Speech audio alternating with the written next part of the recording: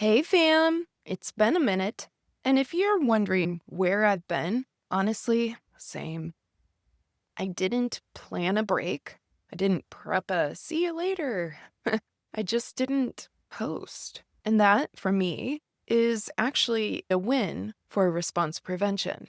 Because OCD likes to say, you better explain everything. Your consistency, your reliability, it needs to be perfect. You owe it to the fam. Everything hinges on this. And I didn't. And I'm still here. Truth is, 2025 was a lot for me, for many of you. And damn it, 2026 has been no cakewalk either. So if you can relate, or you just want to hear more, no shade, join me, fam. Because here, we keep it real. I'm Nicole Morris, licensed marriage and family therapist and mental health correspondent. And let me be the first to say, welcome to the family. The OCD family, that is. I am here to create a community of support for family members, spouses, partners, parents, adult children, as there may be adult words, and chosen family of OCD sufferers and their community. I've had over 22 years of experience in the mental health field, but please note that this information does not qualify or substitute as a diagnostic evaluation, therapy, or treatment, and it is presented on an as-is basis. Please follow up with a qualified mental health provider in your area regarding concerns for yourself or loved ones. Thank you for joining us today. Now, let's get started. All right. I have missed you, and I love making this podcast. And what I can promise you is we're not going anywhere. I will continue making this podcast.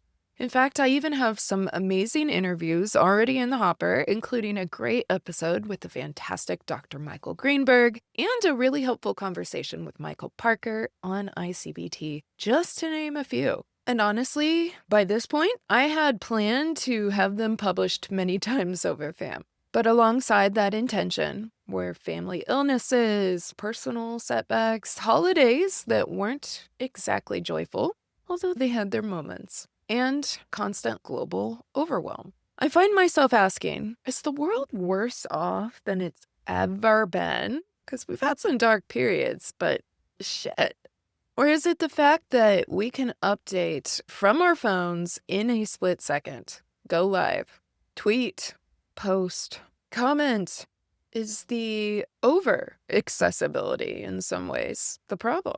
If you're newer to joining us, I make this point often enough because it seems like the world is on fire, literally often enough, that I don't get into politics here. Because this is for the fam.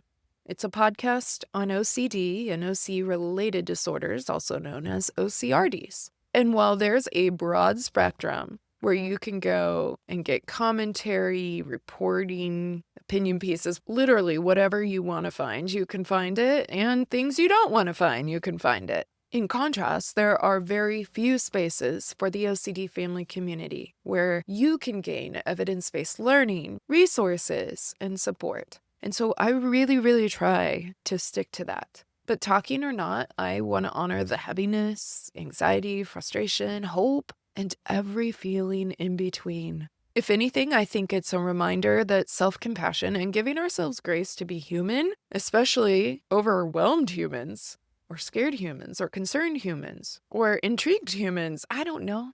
We're allowed to be who we are. And I know I'm not the only one feeling this, so I wanted to say this out loud. It's okay to not be okay. It's okay to speak, but it's also okay to unplug, to pause. Whether it's something happening in our world or maybe just even your world, your loved one's world, it's okay. It's okay to not perform your pain or your healing publicly. Sometimes not posting is the boundary. Not explaining is the pause.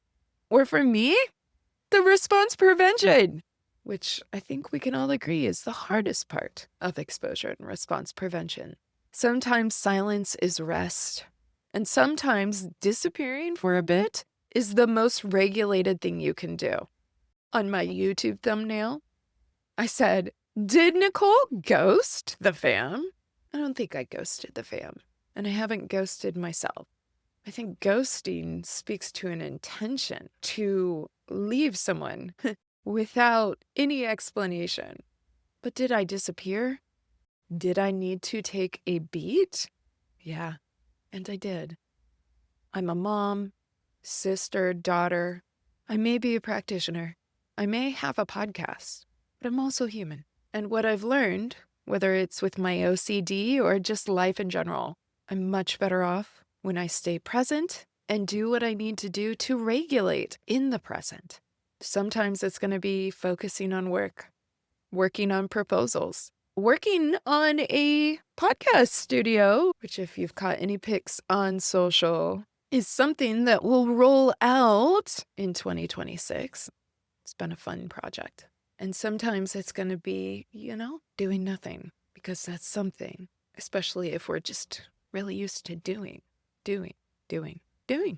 From that ERP, that exposure and response prevention perspective, we actually learned that non-engagement can be a great support, a great tool.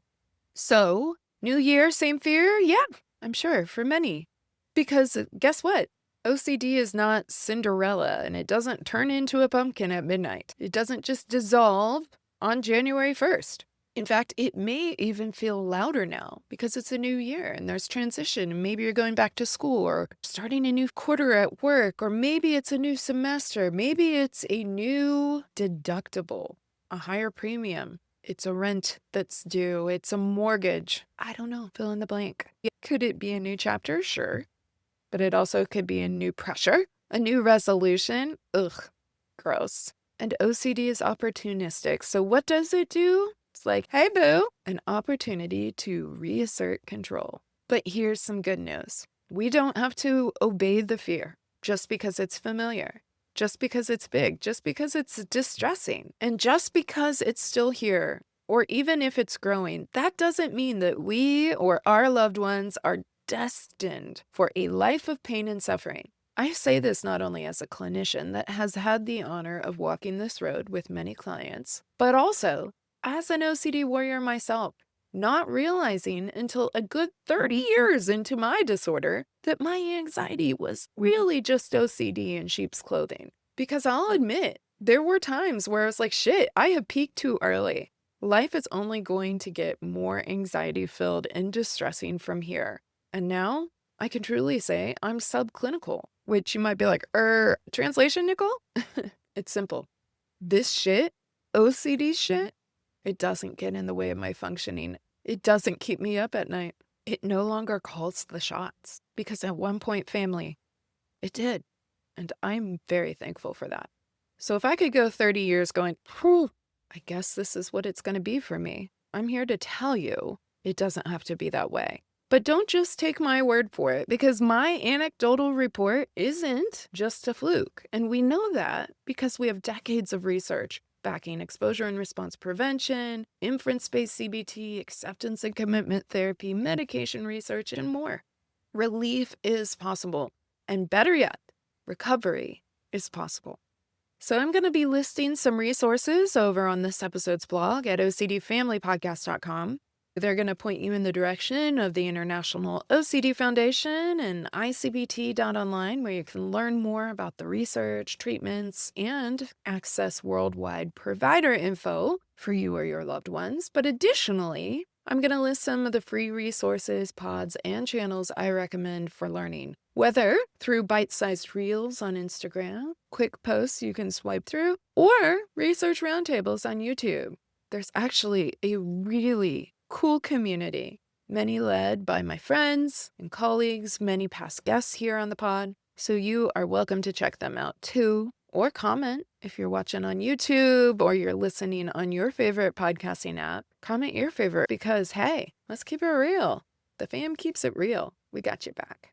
Also, on the subject of learning, whether you're curious about diving into maybe a self-study course on OCD, or maybe you're a practitioner looking to access real-deal trainings on OCD or some of our OC-related disorders, I'm also going to link ocdfamilypodcast.com/courses, where you can check out OCD Training School's entire course catalog.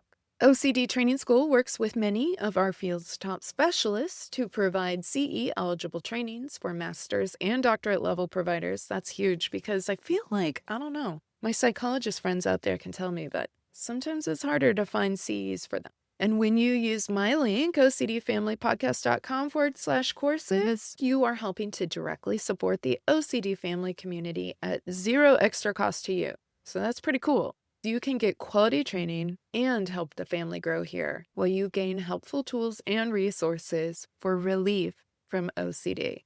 I mean, say less. Am I right? I'm here for it.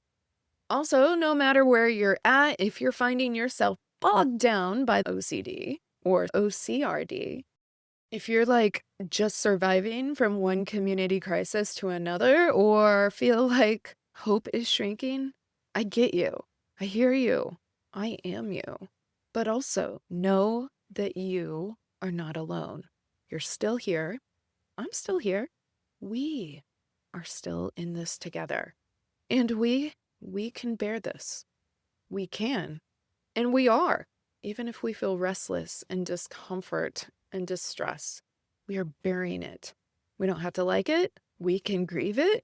We can share if we need to. But we can also just sit in the silence, rest, unplug. Because much like my ACT colleagues have taught me, we can sit with the discomfort and choose our response to it. So what is value-driven for you? For me, it was regulation. And for me, that led to quiet. So thank you for hanging in there with me through the quiet. Thanks for bossing back or supporting your warriors in the trenches, even on the days where it might just look like you taking a break, rest, crying, or literally doing nothing at all. New year, same fear. But guess what, fam? We get to meet it with that same ferocity, with that same love, fierce courage, and fight, even on the days when it's quiet. We're bearing it. We're doing this. And that builds hope. We are building hope. We've got this. So that's all I've got for now, fam. Just a little check-in, a little acknowledgement of the silence as I kick into gear here for 2026. But hey, let's talk again soon. Thank you for joining me and our OCD family community. If you enjoyed what you heard today, please like and subscribe to the OCD Family Podcast wherever you enjoy your podcasts. Did you find this content helpful? Please consider leaving a review. The more people that know they're not alone, the better. For more information regarding today's podcast, please visit ocdfamilypodcast.com and remember to join the email list while you're there. It will provide you with the most up-to-date information, resources, and the down low on the family chatter. Oh yeah, nothing says family like taking a beat for those needs I can meet. That's right, I went there. And you can too at ocdfamilypodcast.com.